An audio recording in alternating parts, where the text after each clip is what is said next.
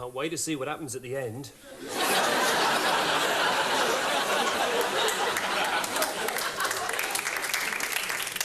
The characters aren't up to much, but the places, they seem so real. Do you know, the very first tube station ever opened was Baker Street in 1863. What was the point of that? Where would you go? What was the rush hour like? I was travelling on the tube the other day. I didn't want to get attacked, so I disguised myself as the Pope. Man of God, immune. I met a bloke disguised as the Antichrist and he kicked the shit out of me. By the way, I live locally. Well, I always have lived locally. Wherever I live, I always make damn sure it's local. There's no point in living 10 miles from your house. You never get back at night. I've got another book here. Famous Last Words. If you've spent your life wanting to be famous but never made it, you've got one last chance on your deathbed. If you say something witty or profound and then die, you could end up in this. But wouldn't it be terrible if you said your last words, then said something stupid, and then died?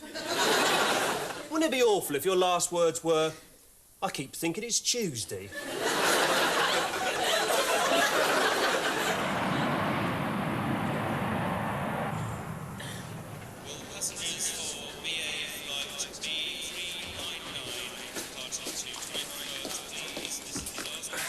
Morning, sir. Good morning.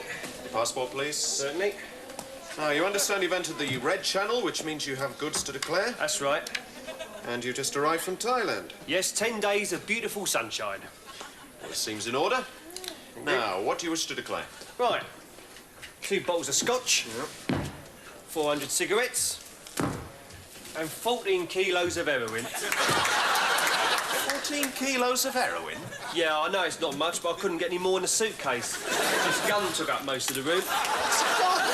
Well, how do you think I got the heroin? They don't just give it to you, you know. I had to blast my way through the back streets of Shantytown to get this little lot together. Now, how much money do you want? Look, if you're attempting to bribe me, sir, I must warn you... Bribe ya? What do you think I am, a mug or something?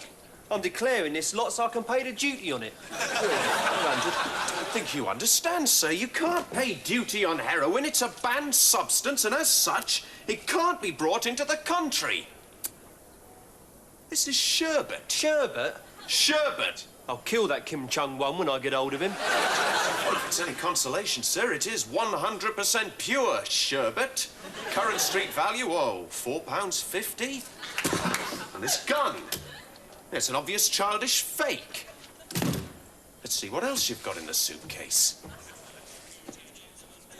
What's this? No, don't touch that. Why not? Just don't touch it, that's all. Well, what's this button for? No, don't press that button. It's only a button. I know it's only a button, just don't press it.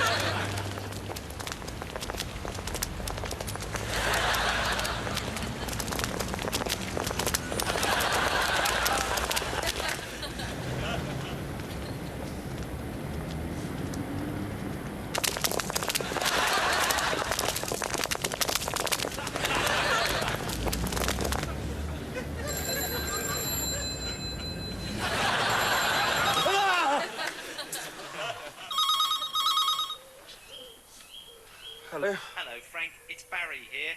Sorry to disturb you on your day off, but I can't find Philip's new number. I've been through your desk, but there's no sign of it. Yeah, hang on. 071 379 6502. Oh, lovely. Sorry about that, Frank. See you Monday. Yeah, goodbye. Just had a really strange dream. Who were you phoning? No one, that was work phoning me. Seems like a funny time for you to start making phone calls. No, I was I just... suppose you're ringing Gloria again. Can't keep your hands off her for 5 minutes, can you? We've been through this before. I'm not having an affair with Gloria Honeyford. Then how come I found a blonde wig in the car? That wasn't a blonde wig. That was a box of hay for the rabbit. There's not much difference, I admit. All right, explain this to me. Last Tuesday, you were away on business. I was in Manchester. And Gloria Honeyford wasn't on television that night. Bit of a coincidence, isn't it? Lots of programmes weren't on television that night. That doesn't mean I'm having an affair with Champion the Wonder Horse. You are impossible. Sometimes I think you only married me for my money. Don't be stupid. I married you for your father's money. He said he only had 3 weeks to live. That was 5 years ago. How can you talk about my father's money when you know he's still desperately ill? Didn't stop him entering the firm's tennis championship, did it? Tennis is all he's got to live for. Yeah, well, he puts his opponents off dragging that life support machine around the court with him. Just because you lost to him. Oh, what chance did I have?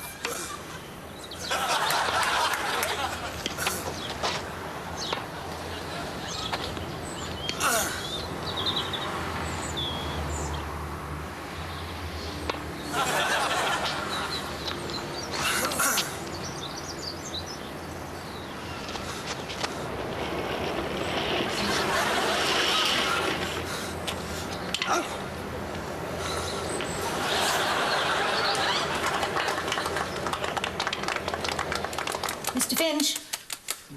Mr. Finch. What? Wake up now. It's all over. Oh, I was having a nightmare. Oh, that'll be the gas. It often has that effect. Oh, I was playing tennis. There was something about a phone box. I was taking a gun through customs. Yes, well, at least that wisdom tooth won't give you any more trouble. Oh, good. Oh, there was a slight complication, but nothing to worry about. Complication? Well, it was a very tricky tooth, so I'm afraid it became necessary to castrate you. What? Are you awake, darling? Yes, I think so. If you hurry up, I'll give you a lift to the surgery. I dreamt I was awake just now. Hurry up. You know I've got a busy day today, darling. I'm meeting the architects at 11.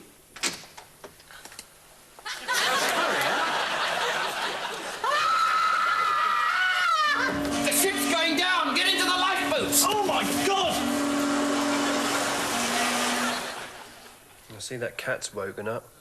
Been asleep all morning. I wonder what cats dream about. It's dinner, I should think.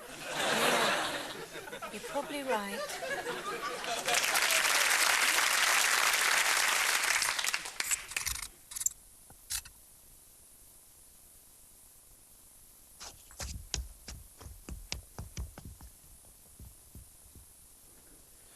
This is a handy book. Etiquette for every occasion.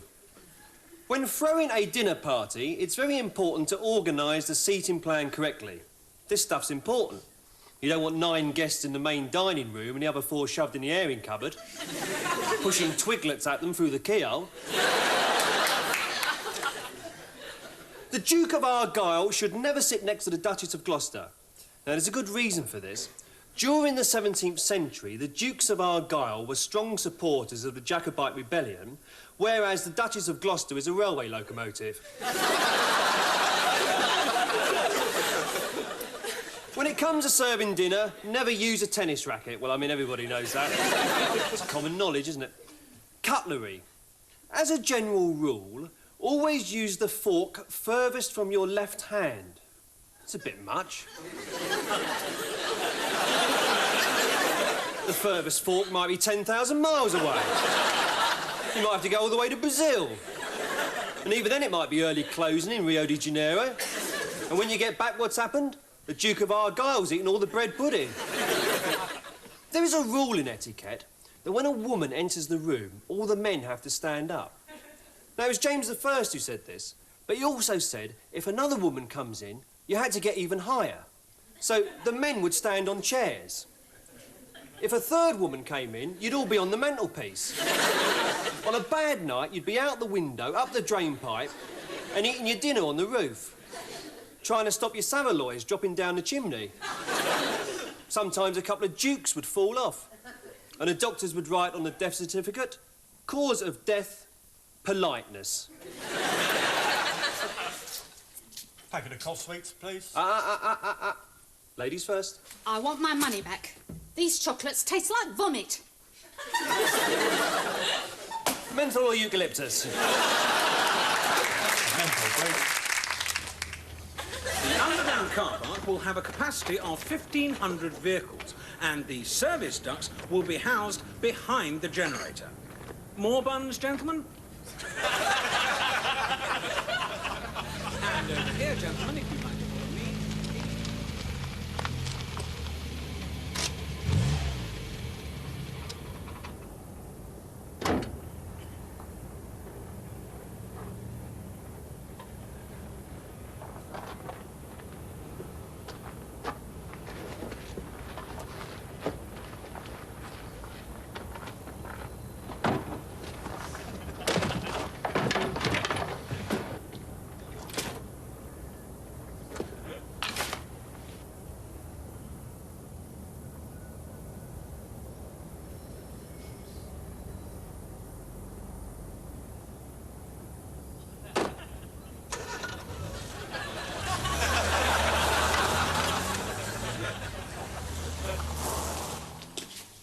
Now, Pendry, this is the 4th time that you have applied for parole. Yes, sir. On the first occasion, you were turned down because we felt you had no regard for the sanctity of human life. Yes, sir. Your second application was also turned down because you had no regard for the sanctity of human life. Yes, sir. On the third occasion, you turned us down because you felt we had no regard for the sanctity of human life. I thought I'd get in first, sir. I understand you're currently on hunger strike. Yes, sir. I'm protesting against conditions inside the prison. I have to share a cell with Macready, and he's mad, sir. But you've been on hunger strike since 1983. Apart from 2 weeks last year, sir. What happened then? Macready escaped, sir. Apart from those 2 weeks, you haven't eaten for 8 years? That's right, Mum. Well, according to your last medical, your weight has increased by 1.5 stone. It's the water, Mum. Very filling water we get in here, very thick water. Got to break it up with a spoon, full of goodness. During a routine search of your cell, one of our officers found a piece of bread pudding. It must have got stuck to my shoe when I was in the kitchen, sir. A piece of bread pudding, 6 foot long and 3 foot wide. I use it as a mattress, sir. Always sleep in a bread pudding mattress, ever since I was a kid. You have trouble sleeping at night? Bread pudding mattress, marzipan duvet, Swiss roll for a pillow, you act like a light. That's very commendable. Well, Pendry, that is all. You will be notified of our decision in due course. Thank you, sir. Well, I was most impressed. Yes, I think he showed a genuine desire to improve himself. After all, we don't want to be seen as a bunch of fuddy-duddies who aren't willing to give a decent man a second chance. I agree. All those in favour of granting him parole? All those against? Parole denied. I'm thinking of expanding the business. I'm going to build an extension just here. I'm going to sell cigarettes, sweets, and cars. I'm going to buy a car from the showroom around the corner and then sell it for £1 more than I bought it. That's clear profit. Of course, to make real money, you've got to build your own cars. That's how Rolls-Royce got started. It's the same with British Telecom. They started off with 2 corned beef tins, a bit of string and Maureen Lipman. Look at them now. They make £3 billion profit every year. What do they do with all that money? There's a bloke down the pub reckons they've built this futuristic city under the Atlantic Ocean and that British Telecom employees can have a fortnight's holiday free inside this huge Perspex bubble. And apparently twice a year, this bubble flies out of the sea into deep space and explores new worlds and civilisations. No wonder they've started charging for directory inquiries. Everything's so expensive. Those video games down the arcade, I wanted one for here. 8,000 quid they cost. I could knock 'em out in me shed. Newspapers? I'm mad selling other people's. I've made me own, look. Here we are, The Liar. Housewife puts buffalo in tumble dryer. Man makes aeroplane out of false teeth. Japanese businessman finds golf course in boot of car. Some paper, a bit of ink. I could knock 'em out in my shed. Bag of toffees and a copy of Harper's and Queen.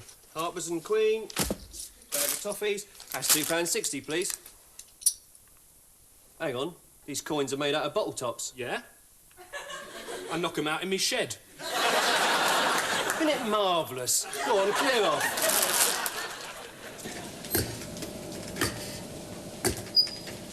See that bit in the paper this morning? What's that? There's a bloke just paid £4.5 million for a tea bag. That's a lot. Yeah, it's the oldest tea bag in the world. It was made in 1492 by Leonardo da Vinci, and it weighs 9.5 tons. What's it made of? Solid oak. And it measures 15 foot long by 12 foot wide. You'd have a hard job making a cup of tea with that. It has to be dropped into a lake of boiling water, tied to the bottom by large anchors, and left to brew for 4.5 months. There's only one drawback. What's that? It tastes like piss. You're having me on. No, it's in me paper. Look there, The Liar. Look, just in me pot. I'll show you dinner time. You getting the hang of this now? I think so. This your first day here, is it? Yeah, they thought this would be a good place for me to start. Oh, this is the most important part of the factory. What happens through there? Oh, that's where they make the stuff. High technology, they call it. You got to know what you're doing with machines like that. There's a machine in there. If you press the wrong button, it'll suck your brains out, weigh them, wrap them, and have them on sale in a supermarket within 25 minutes. Suck your brains out? Happened to a bloke last week. What happened? They made him a foreman. All that just to make spaghetti hoops? That's what the public don't realise. They demand cheap spaghetti hoops. They don't see some bloke's wife getting his brains back in a cellophane packet marked 87 pence a pound. How long have you worked here? 20 minutes. Have you been up to the canteen? Not yet. Don't have the bread pudding. Why not? It's made out of foam rubber. This is ridiculous. You've done nothing but talk rubbish all morning. Listen, just because this is my first day here doesn't mean you can treat me like an idiot. Just tell me what I need to know. Well, if you want a day off, you're going to have to ask him.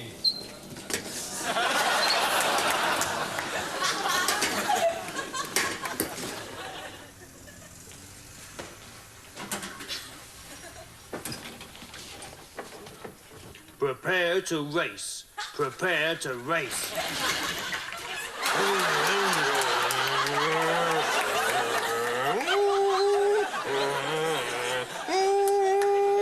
Prepare to challenge Zog, Emperor of the Galaxy.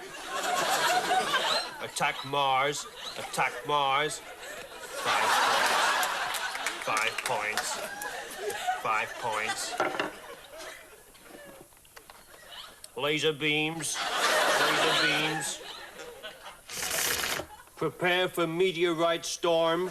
Prepare for meteorite storm.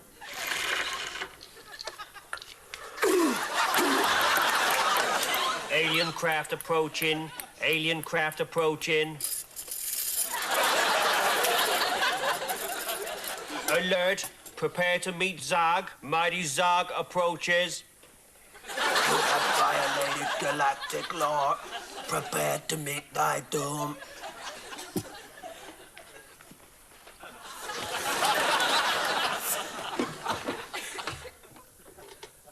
Game over. Game over.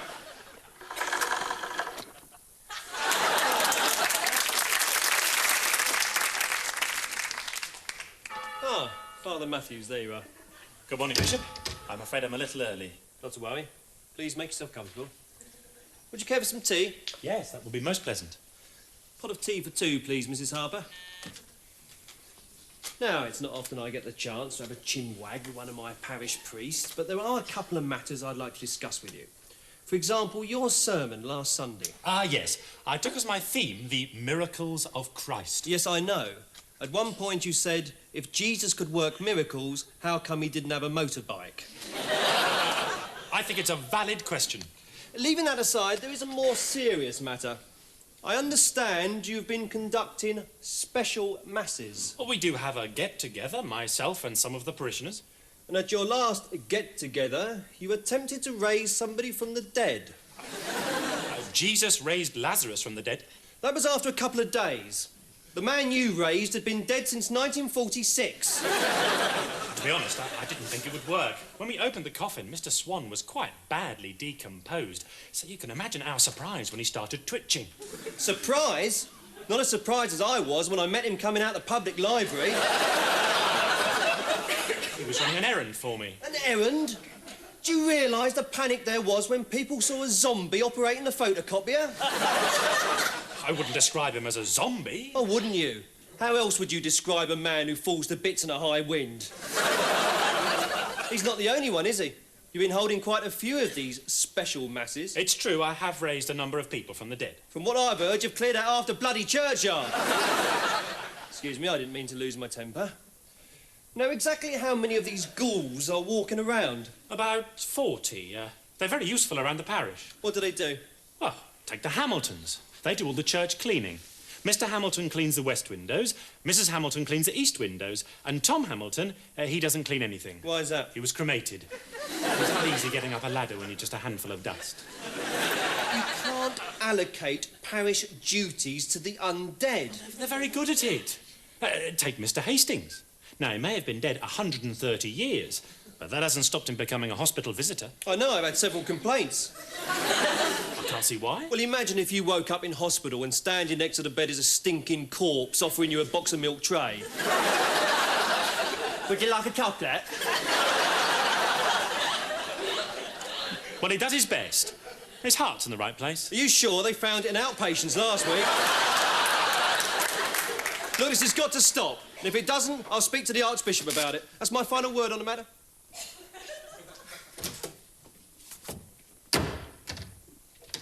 Bishop, after your death, I could bring you back to life. What, end up cleaning your bloody windows? No, thank you. Come in.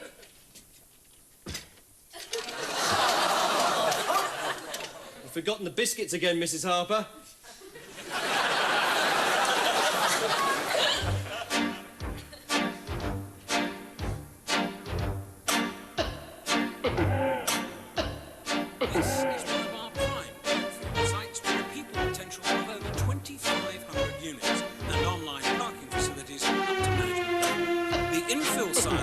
Designed to revolve at 9 miles an hour for full ergonomic benefit, and land heavers for storm fire footing, structural tie bars every 20 yards. Now, I can already hear you asking, what about the water